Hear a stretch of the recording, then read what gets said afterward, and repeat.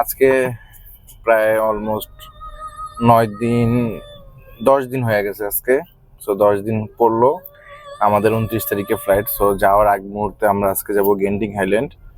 So এখানে যেহেতু একটু পাহাড়ি হিল সাইড, সো আমরা তিন ফ্রেন্ড যাচ্ছি, সেজু, নাদিম এবং আমি। আর ফ্যামিলি মেম্বার ওরা যারা আছে ওরা থাকতেছে। আর ওদিকে শুনলাম প্রচুর ঠান্ডা, এবং ওখানে হচ্ছে ক্যাসিনো আছে, এবং মালয়েশিয়ার 30% জিডিপি ওখান থেকেই আসে। এবং গেন্টিং হাইল্যান্ডটা আসলে আমার খুব যাওয়ার ইচ্ছা ছিল। তো আসলে ফ্যামিলি নিয়ে চিন্তা করলাম ওদেরকে একটু রেস্ট দিই। তো আমরা এই রওনা দিলাম। এখন অলমোস্ট বাজে হচ্ছে 5টা প্লাস। সো যাইতে সময় লাগবে প্রায় 2 ঘন্টা 2.5 ঘন্টার মতো, এবং পাহাড়ি সাইডটা খুবই এনজয় করবো ইনশাল্লাহ।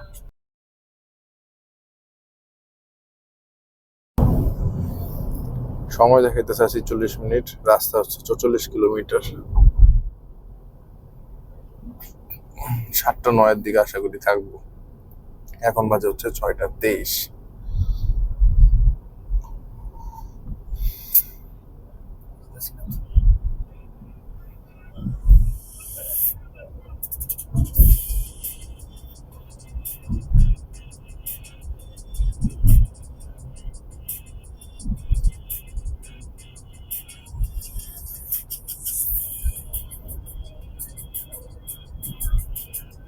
এখানকার ফ্লাইওভার হচ্ছে 3-4 তলা, ওই 1 তলা 2 তলা 3 তলা।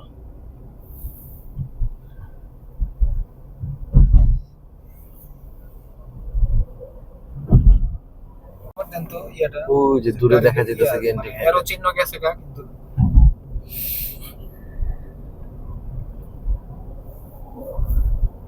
জোস ভিউ। এটা ওয়েস্ট গাইটা আমার স্কাই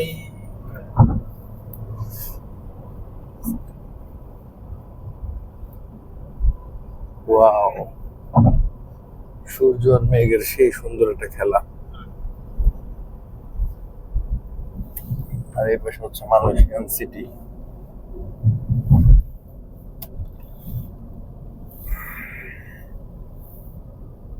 প্রচুর মেঘ। ভিউটা সুন্দর পাইছে, এই জন্য পারাপারি করে তাড়াতাড়ি আমরা যাওয়ার চেষ্টা করতেছি। হ্যাঁ, আমরা যদি আর 20 মিনিট দেরি করতাম তাহলে পুরো মালয়েশিয়ান এখন অফিসগুলো ছুটি হইতো। পরে দেখা যেত যে আমরা জ্যামে পড়ছি। জ্যাম বলতে কি, সিগন্যাল, গাড়ি ঘোড়ার চাপ। Of racing mode start. মনে হইতেছে উঠতেছি আমরা। এটা কিন্তু পুরো সিটি জ্যাম। হ্যাঁ, পুরো সিটি জ্যাম নিচে। গাড়ি চলতেছে ফ্লাইওভার 120। কারণ আমরা যদি না যেতে পারি সময় মতো, দেখা যাবো যে আমাদের কি বলে যে মানে অন্ধকার হয়ে যাবে, তখন আর কোনো ভিউ পাবো না। কেবল কারে ওঠার জন্য হইলেও আমাদের অ্যাটলিস্ট ভিউটা দরকার। আর আমরা একবারে পুরো টাইটেই ফিশ, সো রওনা দিতেছে ওইভাবেই, যাতে আমরা ভিউটা ধরতে পারি সবকিছু ঠিকঠাক করে।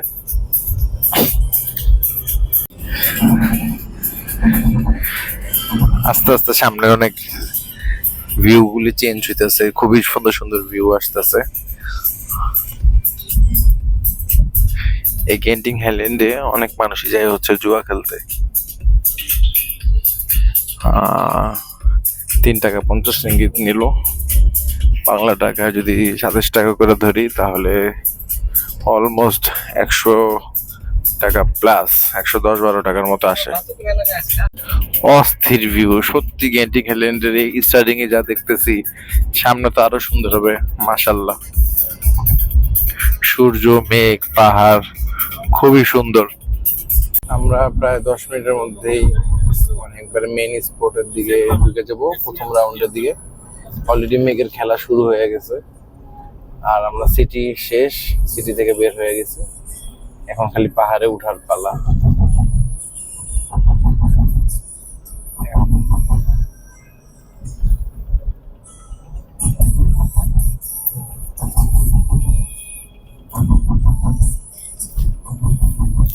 মালয়েশিয়ান রাস্তাঘাট ওয়ার্ল্ডের মধ্যে 3-4-এর মধ্যে আছে। অনেক সুন্দর রাস্তাঘাট, রাত্রেবেলা দেখা যাবে যে কাজ হইতেছে, দিনের বেলায় দেখা যাবে যে সেই কাজ আবার নাই। আর মালয়েশিয়ান ফুড গুলিও হচ্ছে ওয়ার্ল্ড ক্লাস।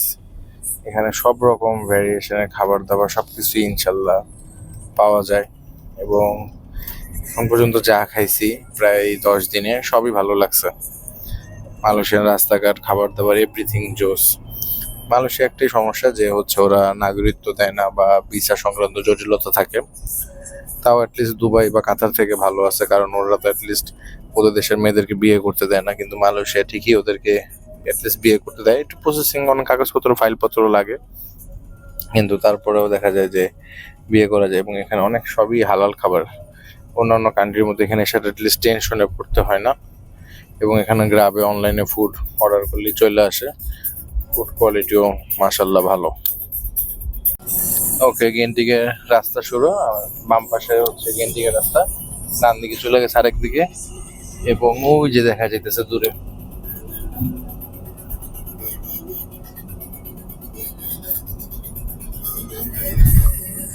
এখানে বেশি দুই ধরনের লোক আসে। এক নম্বর আসে হচ্ছে যারা নেচার প্রেমী টুরিস্ট, এবং সেকেন্ড আসে হচ্ছে জুয়া বা ক্যাসিনো এটার জন্য। মালয়েশিয়ান 30% জিডিপি আসে এখান থেকে। তো ওদের পাওয়ার কিসে দিবে আজকে বলে ওরা তো অনেকবারই আসছে, ওদের থেকে শুনতেছি আজকে ওদের পাওয়ার অন্যরকম এবং এটা সুন্দর। সো সানভিউ আছে ভালোই। গেন্ডিংটা এখান থেকে দেখেই ওখানে খুব ভালো লাগতেছে। এটা প্রায় অলমোস্ট 5,500 ফিট উপরে। 6 রিঙ্গিত কাটলো, প্রায় অলমোস্ট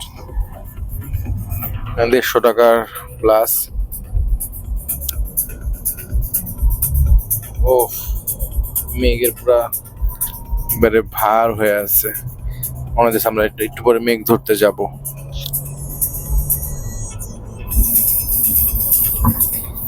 গেন্ডিং হাইল্যান্ডের রাস্তা প্রায় 3 লেনের। ওই পাশে 3 লেন, এই পাশে 3 লেন, টোটাল 6 লেনের।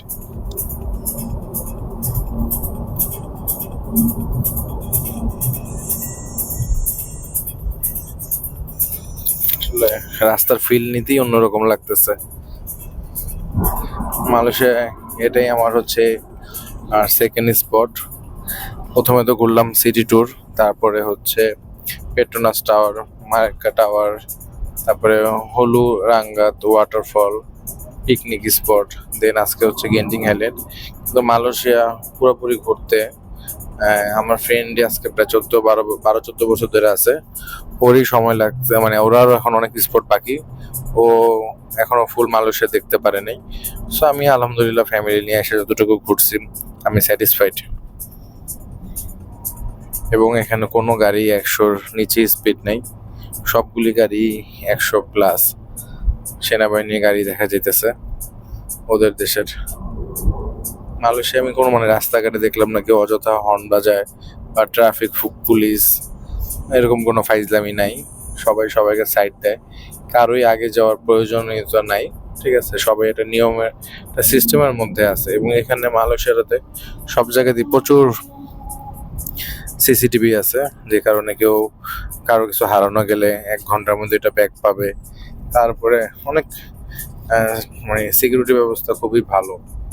এবং আমরা যাইতেছি একবারে পাহাড়ের দিকে উঠতেছি, ফিল করতেছি, কারণ এটা এখন সমতল বা রাস্তা না। আমরা এই যে পাহাড় থেকে উঠতেছি আবার নামতেছি। যখন গাড়ির ব্যাক সাইডটা উঁচা থাকে তখন পাহাড়ে উঠা যায়, আর যখন সামনের সাইডটা উঁচা নিচে হয় তখন হচ্ছে আবার নামে। সেনাবাহিনীর গাড়ি, এবং এর পাশে একেবারে মেঘ হয়ে আছে চুম্বকের মতো, কারণ এই জায়গাটা অনেক উঁচু জায়গা, যে কারণে সবচেয়ে বেশি মানুষের এখানে অনেক ঠান্ডা। এখানে 12 মাসই ঠান্ডা থাকে, এখানে গরমের কোনো সিজন নেই। গেন্টিং হাইল্যান্ডে গাড়ি এখন চলতেছে প্রায় হিল রোডে 130, হিল রোডে 130। চিন্তা করা যায় মালয়েশিয়ার রাস্তাঘাট কত ভালো, এবং কোনো ফিলই পাইতেছি না বাংলাদেশ। অথচ 60-70 চললেও মনে হয় যে গাড়ি পুরা কাঁপাকাঁপি, এটা অন্যরকম। অথচ এখানে হিলের মধ্যে 130, 120 মানে 100 নিচে নামতেছে না। কি পরিমাণে গাড়ি এখানে এত স্পিডে যাইতেছে চিন্তা করা যায়। এবং হোন্ডার গাড়িগুলো আসলে বাংলাদেশের জন্য না, খুবই জোস হোন্ডার গাড়িগুলা। আমি দেখলাম যে বাংলাদেশে মালয়েশিয়াতে মার্সিডিজ বেঞ্চ কার থেকেও বেশি দামি।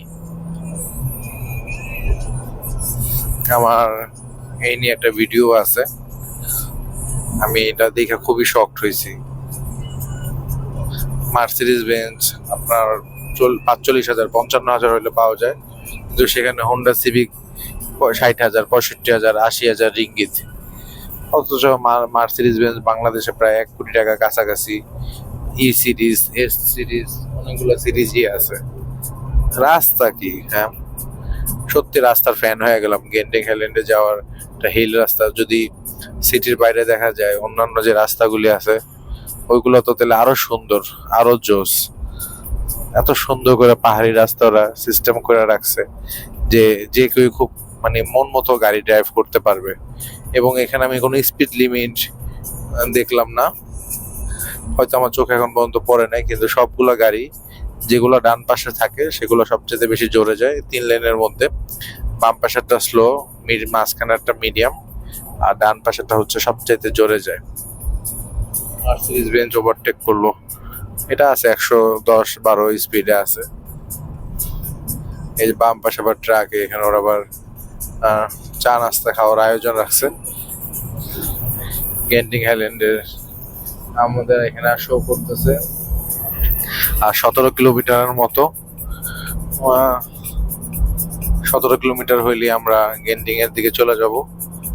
গেন্ডিং হাইল্যান্ডে অনেক সুন্দর সুন্দর রিসোর্ট আছে, অলরেডি একটা দেখা যাইতেছে, এটা বিলবোর্ড। কোনো পেরেশানি নাই,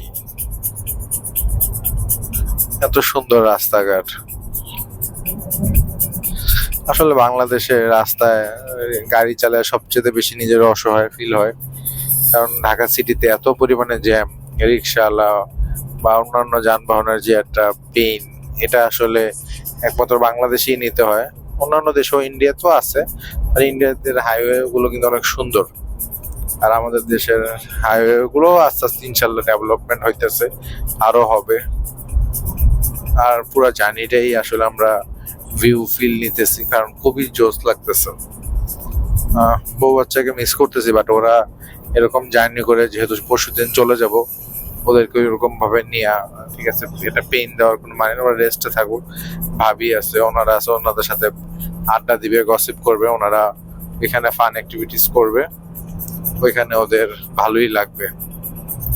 উফ কি সুন্দর পাহাড়, সূর্যের আলোতে পুরো সবুজ পাহাড়টা ফুটে উঠছে, ভালোই লাগতেছে, সুন্দর। গেন্ডিং হাইল্যান্ডের রাস্তাঘাট খুবই সুন্দর। ওরা আমাদেরকে নামায় দিল ওই যে গাড়ি দিয়া, ওরা যাইতেছে, আমরা কেবল কারে উঠবো দেখা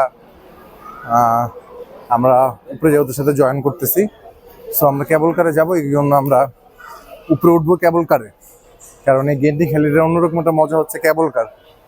সো কেবল কারটা এনজয় করব, খুবই এক্সাইটমেন্ট এবং ভালো লাগতেছে। সো আগে যাই। খুবই সুন্দর কেবল কারে, এখান দিয়ে যাইতে হবে, আমাদের লিফট দিয়ে এখন উপরের দিকে যাইতে হবে। অনেক টুরিস্ট আছে এখানে।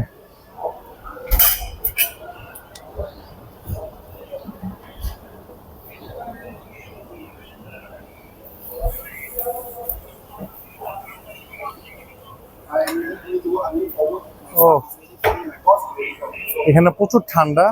আমি অলরেডি যেহেতু একটু ঠান্ডার জামা কাপড় কম আনছি, সো আমার মানে এক্সট্রা জামা পরা নাই, আমার ঠান্ডা লাগতেছে।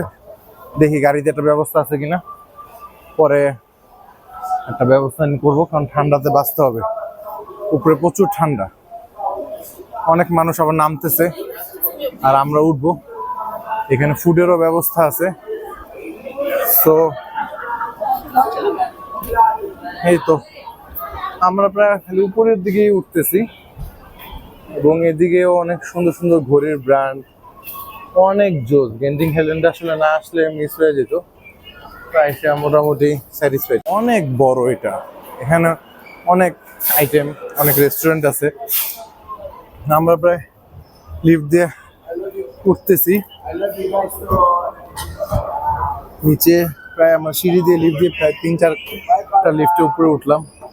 এদিকে অনেক আইসক্রিম, সুপার শপ টাইপের, তারপর জামা কাপড়ের দোকান, অনেক কিছুই আছে। একবারে মানে নাদিম যদি এইভাবে আসলে গাড়ি না চালাইতো, আসলে এই টাইমে এখানে সূর্য মানে একবারে অন্ধকার হয়ে যেত, কিছুই দেখতে পারতাম না।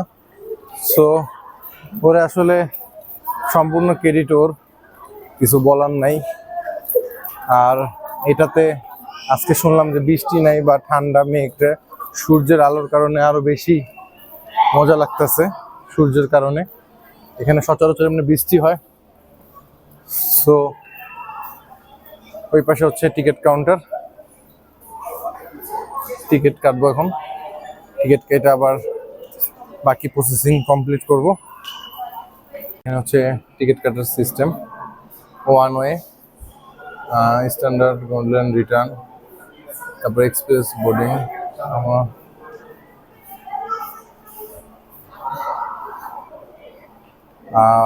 এখানে অনেকগুলি বুথ আছে। আর এই হচ্ছে বাইরের ভিউ, ওই যে আরো মানুষজন আসতেছে, ওই একটা, আর ওই যে দূরের পাহাড় মেঘে ঢেকে গেছে। প্রচুর টুরিস্ট। মালয়েশিয়াটা আসলে কমপ্লিট করা পসিবল না এই অল্প কয়েকদিনে। আমাদের প্রসেসিং কমপ্লিট, এখন আমাদের টিকিট বের হবে। আগে ওই পাশে হচ্ছে ম্যানুয়ালি টিকিট দিত, এখন মেশিন সিস্টেম করছে। ওই যে ওই পাশে আগে টিকিট ছিল। এই হচ্ছে টিকিট, আমাদের ওয়ান ওয়ে টিকিট নিল হচ্ছে 10 রিঙ্গিত করে, দুইজনের 20 রিঙ্গিত। সো এদিক দিয়ে এখন সবাই যাবে শো করে। তো আমরা খুবই লাকি যে কেবল কারটা সুন্দর একটা পারফেক্ট টাইমিং আছে, এই টাইমে চলে যাব। আর এই পাশে হচ্ছে ম্যানুয়ালি টিকিট কাটে, অনেকে রিটার্ন কাটে, অনেকে আরো অন্যান্য অ্যাভেলেবেল জিনিস আছে। সো এখানে আমরা আমাদের নিয়মে টিকিট কাটলাম। ওকে, প্রতিটা কাউন্টারের সিস্টেম আছে, এ বি সি। আমরা হচ্ছে সিতে যাব, সি। সো সিতে শো করব। ও অটোমেটিক খুলে গেল। দেন সি এর গেট হচ্ছে এদিক দিয়ে, ওই যে কেবল কার দূরে দেখা যাইতেছে, সামনে কেবল কার। সো একটা বড় একটা আসতেছে যাইতেছে।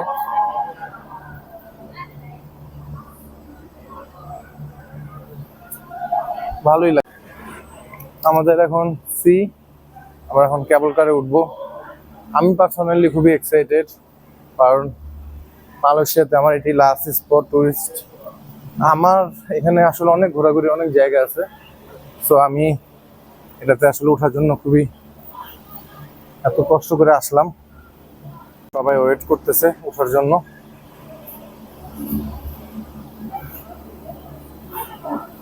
ও এটাতে উঠা যাবো, আচ্ছা উনি সিগন্যাল দিল এটাতে উঠা যাওয়ার জন্য। উঠা পড়ছি, অনেকেই উঠা পড়ছি। প্রায় 10 মিনিটের মতো আমাদের সময় লাগবে, আশা করি ভালোই। ওকে, উপরের দিকে উঠি। ওয়াও, ওই যে উপরের দিকে টান দিল। খুবই সুন্দর। ওয়াও, ওই যে আমরা ছাইরা আসলাম, ওইটা খুবই জোস, খুবই জোস, খুবই জোস। ওয়াও,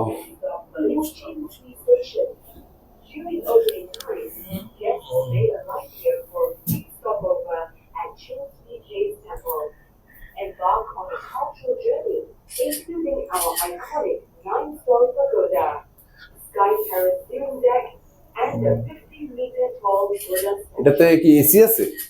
ওয়াও, কেবল কার এসি, এমনিতেই ঠান্ডা, তারপর আবার আরো এসি। দুই পাশেরই খুব সুন্দর ভিউ। এই পাশে একরকম একটা ভিউ, এই যে আবার নিচেতে গাড়ি যেতেছে। আর নাদিম ওরা আমাদের জন্য উপরে ওয়েট করতেছে, আমরা এখন উপরের দিকে যাব। আর সাথে তো হাদি ভাই আছে, ভাইয়ের আন্ডার আমাদের ছেড়ে দিছে, এখন আনঅফিসিয়াল উনি আমার গার্ডিয়ান। আবার খুবই সুন্দর, ওয়াও। এদিক দিয়ে আবার হাইটা যাওয়ারও ব্যবস্থা আছে নিচে দিয়ে, যা দেখতেছি। এবং ওই যে উপরে একটা নতুন একটা বিল্ডিং এর কাজ চলতেছে, টেম্পল আছে এখানে। সবচেয়ে মজার বিষয়, এই মালয়েশিয়ান যারা আছে তারা এই ক্যাসিনো যেটা আছে এটাতে কখনো উঠতে পারবে না, মানে ঢুকতে পারবে না, কারণ এদের অন্যান্য ধর্মের যারা আছে তারা, অন্যান্য দেশের যারা আছে তারা ঢুকবে। তো মালয়েশিয়াতে যারা আছে তারা কখনো এটাতে ঢুকতে পারবে না। এবং আমরা এত সুন্দর একটা ভিউ পেতেছি, মাশাল্লাহ। আসলে ক্যামেরাতে কতটুকু দেখতেছি জানি না, বাট বাইরের ভিউটা আসলেই খুবই জোস, প্রচন্ড পরিমাণে জোস। এবং আমরা অলমোস্ট 4-5 মিনিটের মতো হয়ে গেল খালি উপরের দিকেই উঠতেছি।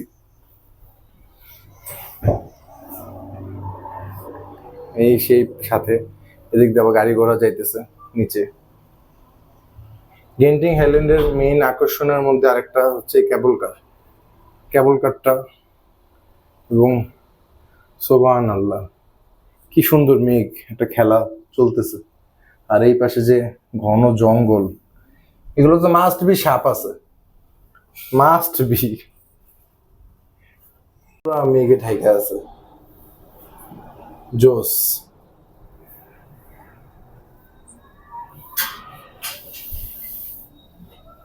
আমরা এখন মেঘের উপরে। এখানে কি থামতে হবে? এসে পড়ছি। ওয়াও, ভাবছিলাম এটা শেষ প্রান্ত, বাট না, আমাদের আরো একটা ধাপ আছে, আমরা আরো উপরে উঠবো।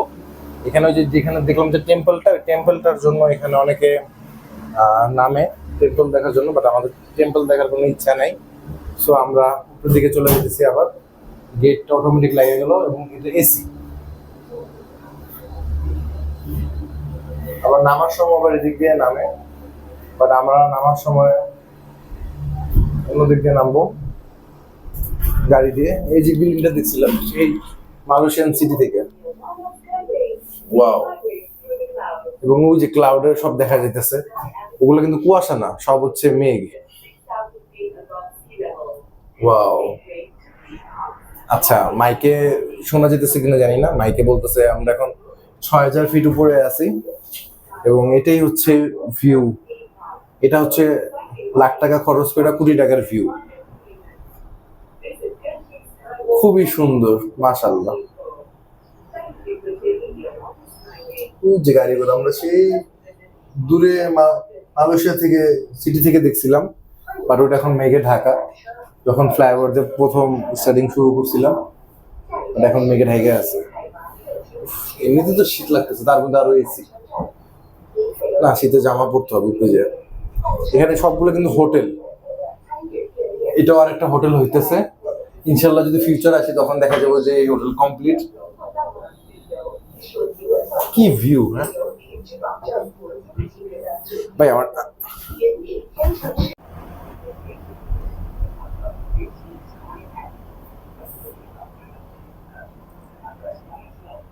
সুবহানাল্লাহ,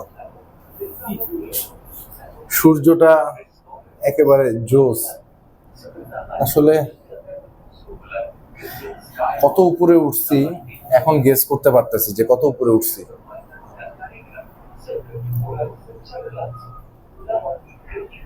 আমাদের আর একটু সময় আছে, তারপরে নেমে যাব।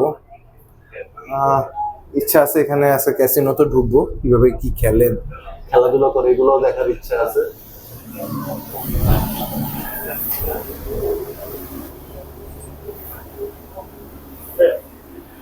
Thank you.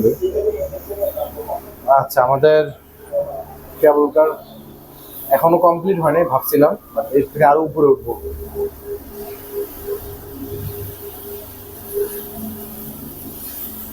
ও, এগুলো কিন্তু বাইরে, এগুলো সব কুয়াশা না, এগুলো সব হচ্ছে মেঘ। ওয়াও,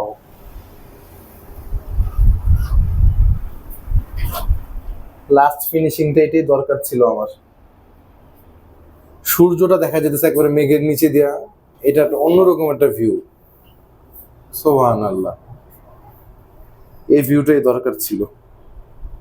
এখন আমি আর কিছু দেখতেছি না, সব মেঘে ঢেকে গেছে। অন্য সময় বৃষ্টি হয় এখানে, ওদের মুখ থেকে শুনলাম, কিন্তু এখন এরকম আসলে নাই। তো যে দূরে বাড়িঘর, মানুষজন, গাড়ি ঘোড়া দেখা যেতেছে।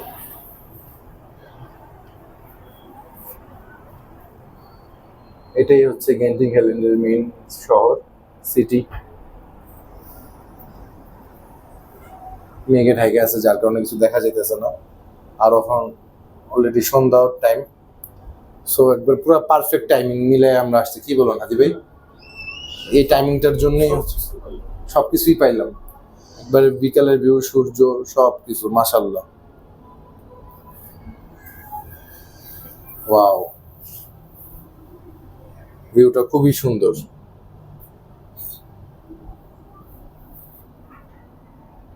উফ, কত মানুষের কত টাকা পয়সা, তারপরও তারা এই সমস্ত ভিউ এনজয় করতে পারে না, দেখতে পারে না। এটা কিন্তু বিল্ডিং, সো এটা কুয়াশার জন্য আসলে এখানে দেখা যেতেছে না। এখানে একটা ফুড কোর্ট আছে। আল্লাহর কাছে অনেক শুকরিয়া, আল্লাহ আমাকে দেখার তৌফিক দান করলো। অ্যামিউজমেন্ট পার্কের মতো লাগতেছে। এটা কি পার্ক? আচ্ছা, এটা থিম পার্ক। এখানে অনেক রকম অ্যাক্টিভিটিস করে। কমপ্লিট, এখন হচ্ছে নামার পালা। সো নাইমা গেলাম, সেই একটা এক্সপিরিয়েন্স নিলাম, সত্যি কথা। Hello, exit gate, exit gate, okay. ওফ, চোখ ব্যথা হয়ে গেছে, আর লোড দিতে পারি নাই। প্রচুর মানুষজন, মানে মালয়েশিয়ার এই জায়গাটা না আসলে আমার আসলে মালয়েশিয়াটা ইনকমপ্লিট থেকে যেত। আমি মালয়েশিয়াটা মানে খাওয়া দাওয়া, সিটি ট্যুর, হ্যাপি জাবি মিলে সব কিছু মিলে অনেক এনজয় করছি, এবং প্রচন্ড বড় মার্কেটটা। আমরা এখন অনেকগুলো সিঁড়ি নামতে হবে নিচের দিকে। এটা খুবই একটা লাক্সারি প্লেস, গেন্টিং হাইল্যান্ড, খুবই লাক্সারি একটা প্লেস। ওটা কিন্তু রেস্টুরেন্ট, ওকে, ওটা রেস্টুরেন্ট। আর এটা হচ্ছে ফুল মনিটর, ফুল মনিটর। আর ওই দিক থেকে আমরা বের হইলাম মাত্র। এখন নতুন যারা আছে তারা আবার এদিকে উঠে চলে যাবে। খুবই সুন্দর, লাইটিংটা খুবই ভালো লাগতেছে। প্রতিটা মনিটর এখানে, মানে কতটা উন্নত মালয়েশিয়া এবার বোঝা যাইতেছে, কি পরিমাণে মালয়েশিয়া উন্নত। মালয়েশিয়া টুরিস্ট স্পটে না গেলে বোঝা যায় না যে মানুষের কত ঘোরাফেরা করে, কত মজা করে। আমরা এখন বের হয়ে যাব। অনেক ফুড দেখা যাইতেছে এখানে, অ্যাভেলেবেল, অনেক দেশেরই ফ্লেভার আছে। অনেক বাচ্চা কাচ্চা নিয়ে অনেকেই আসছে। আমি আমার বাচ্চাটারে মিস করতেছি। ইনশাল্লাহ আসলে ও একটু রেস্ট দিতেছি, কারণ ও অসুস্থ হয়ে যাবে। কি সুন্দর, ওয়াও, কি সুন্দর ভিউ। হ্যাঁ, ওই যে কেবল কারগুলি দিয়ে আমরা আসলাম যেখানে,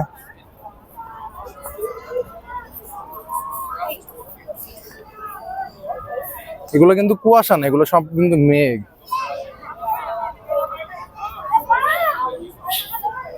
সবাই অনেক এনজয় করতেছে।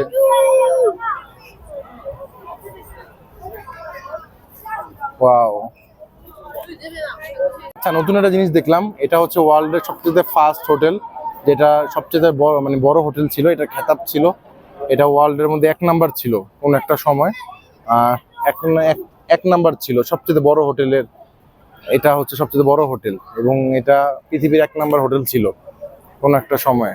এটা ওই সাইনবোর্ডটাতে লেখা, first world hotel, the world's largest.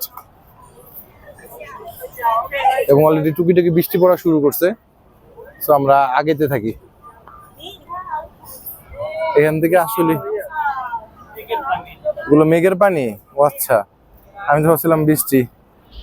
যাই হোক, খুবই ন্যাচারাল, খুবই জোস।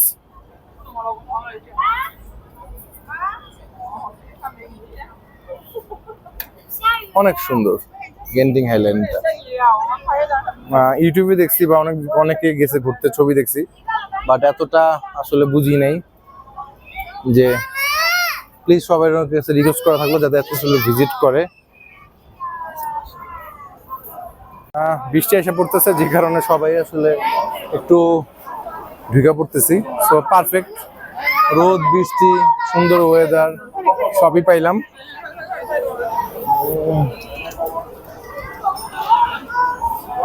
সবার সাথে আমরা নেমে যেতেছি, পুরো জায়গাটা আসলে ফাঁকা হয়ে যেতেছে। সো যারা আছে তারা একটু বেশি এক্সট্রিম লেভেলের, কারণ ঠান্ডা লাগলে শেষ।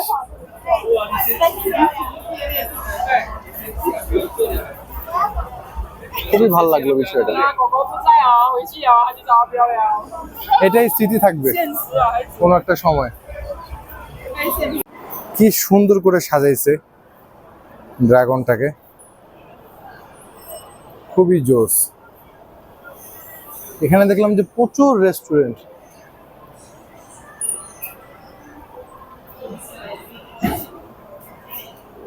রেস্টুরেন্টের অভাব নাই। মানে এত খাবার আইটেম, তো চিন্তা করলাম একটু গলাটা ভিজাই। সো আমরা ব্যাং ব্যাং চকলেটটা নিতেছি, লার্জটা ব্যাং ব্যাং চকলেট অর্ডার নিতেছি, এবং ওদের খুবই সুন্দর, ভালো লাগলো। টেস্টটা দেখি কেমন হয়। বানানোর স্টাইলটা খুবই ইউনিক, খুবই জোস বানানোর স্টাইলটা, খুবই জোস।